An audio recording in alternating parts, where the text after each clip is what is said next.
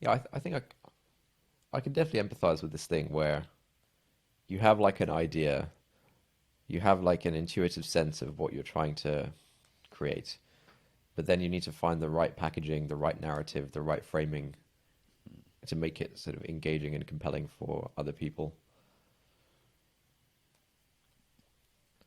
Yeah, I guess that's a lot of the stuff that you had to do with causal, isn't it? Like you have this intuitive idea Absolutely. of what Yeah. the thing should be and how people should think about numbers, but framing it in a way where people can get on board with it immediately is harder.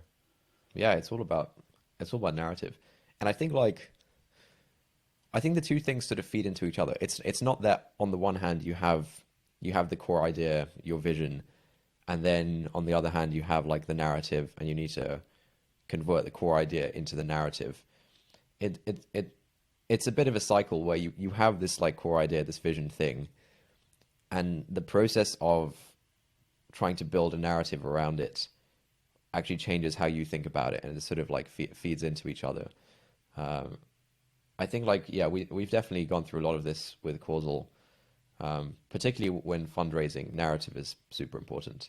Um, being able to package your thing up in in a way that's like structured and in a way that seems inevitable. Like, of course, this thing should exist, kind of thing. Yeah. And so, yeah, I think it's a helpful exercise just to do that. Like, the purpose of being able to express a complex, messy thing in a very simple way. It's not just so that the armchair think boys that have blogs and journalists. It's not just so armchair think boys can understand what you're trying to do. Hmm. It's actually to kind of get clarity on the thing yourself and understand like what you consider. Yeah, I think it's like a loop where your sort of initial vision feeds into the narrative and it sort of feeds back into the vision.